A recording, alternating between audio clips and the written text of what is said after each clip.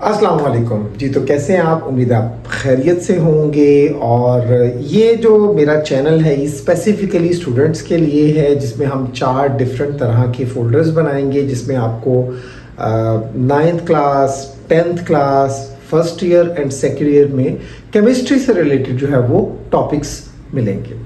आप रिक्वेस्ट भी कर सकते हैं किसी टॉपिक की, तो मैं उसको जो है वो in the form of video बना के आपके साथ शेयर कर दूंगा।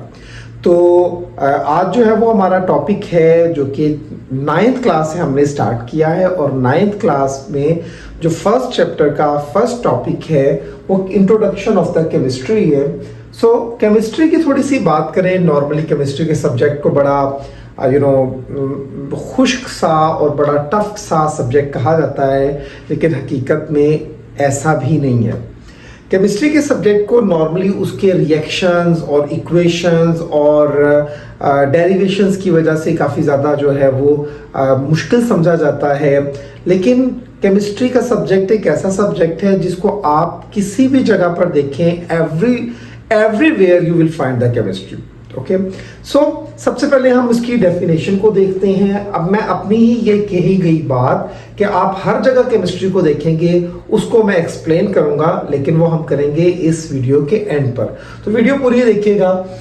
इंट्रोडक्शन है हमारा केमिस्ट्री का। केमिस्ट्री बेसिकली साइंस की वो ब्रांच है कि जिसमें हम मटेरियल यानी मैटर को स्टडी करते हैं और उन तमाम लॉज और प्रिंसिपल्स को भी स्टडी करते हैं जो मैटर में आने वाली चेंजेस को जो है वो गवर्न करता है, या मैटर में आने वाली चेंजेस को डिस्कस करते हैं। सो हम यहाँ पर स्टेट ऑफ द मैटर्स की बात करेंगे, inter conversion of the matters की बात करेंगे, केमिकल रिएक्शंस की बात करेंगे। So chemistry is the sum of many different type of reactions plus conversions plus जो है इस तरह की बहुत सारी चीजें हैं। तो इसी कुछ ब्रांचेस हैं which are very important. Like number 1 पर अगर आप फिजिकल केमिस्ट्री की बात करें तो फिजिकल केमिस्ट्री हमारे पास वो ब्रांच होती है जो कि डील कर रही होती है उन लॉज एंड थ्योरीज को जो अंडरस्टैंड करते हैं स्ट्रक्चर ऑफ द मॉलिक्यूल्स को एक्सप्लेन करने के लिए, या उस मैटर के अंदर आने वाली चेंजेस को डिस्कस करने के लिए। सो फिजिकल केमिस्ट्री जो है वो हमारी सारी लॉज एंड थ्योरीज को है to understand the concept of the structure and the little bit reactions की हम बात करेंगे तो उसमें भी फिजिकल केमिस्ट्री आ जाती है।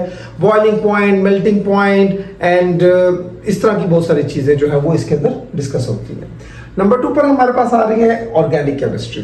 हम आजकल एक बड़ा वर्ड यूज करते हैं जी, ऑर्गेनिक है, कार्बन से रिलेटेड है, या ये फूड ऑर्गेनिक है, ये फूड ऑर्गेनिक नहीं है, सिंथेटिक है। ऑर्गेनिक का मतलब जो होता है वो हमारे पास जो केमिस्ट्री की जुबान में हम बात करेंगे तो ऑर्गेनिक का मतलब ये होता है कि आपने कार्बन से रिलेटेड कंपाउंड्स की बात करनी है।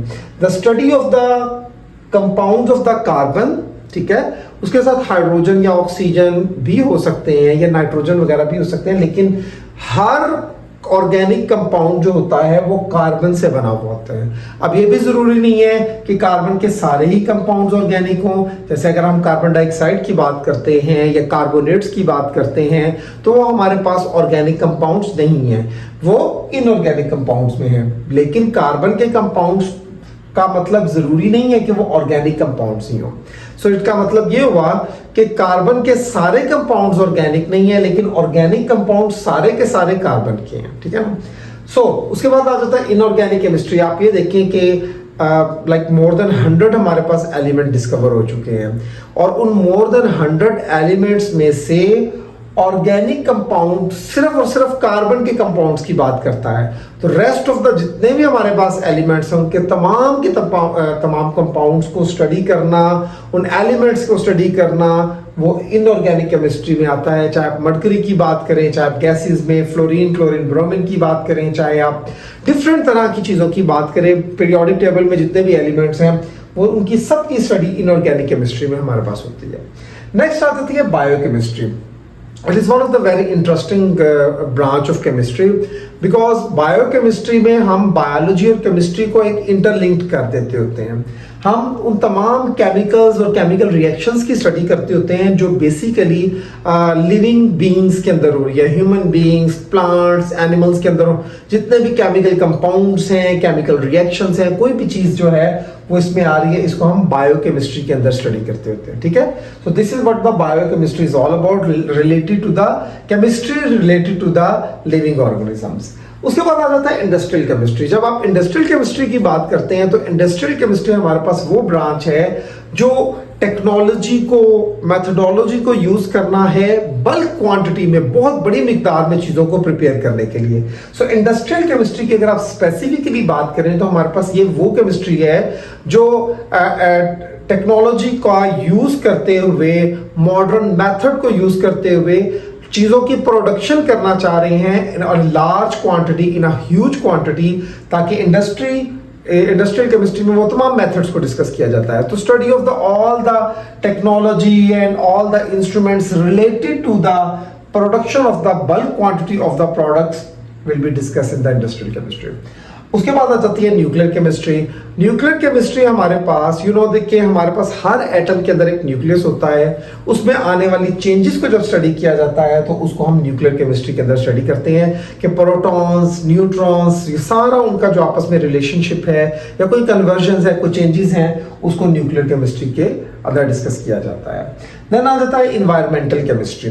इन्वायरमेंटल केमिस्ट्री आजकल बहुत ज़्यादा कॉमन है और बहुत ज़्यादा इंपॉर्टेंस भी इसकी बढ़ गई है, बिकॉज जैसे जैसे आप देख रहे हैं कि पोल्यूशन में इजाफा हो रहा है, व्हीकल्स बहुत ज़्यादा हो गई हैं, सो उसके नतीजे में बहुत ज़्यादा हाइड्रोकार्बन्स की बर्निंग हुई है और बहुत सारे ऐसे हमारे पास केमिकल्स आ गए हैं जो कि ह्यूमन लाइफ के अंदर या जो इन्वायरमेंट है उसको एडवर्स इफेक्ट दे रहे हैं या वो उसके लिए अच्छे नहीं हैं, ठीक है।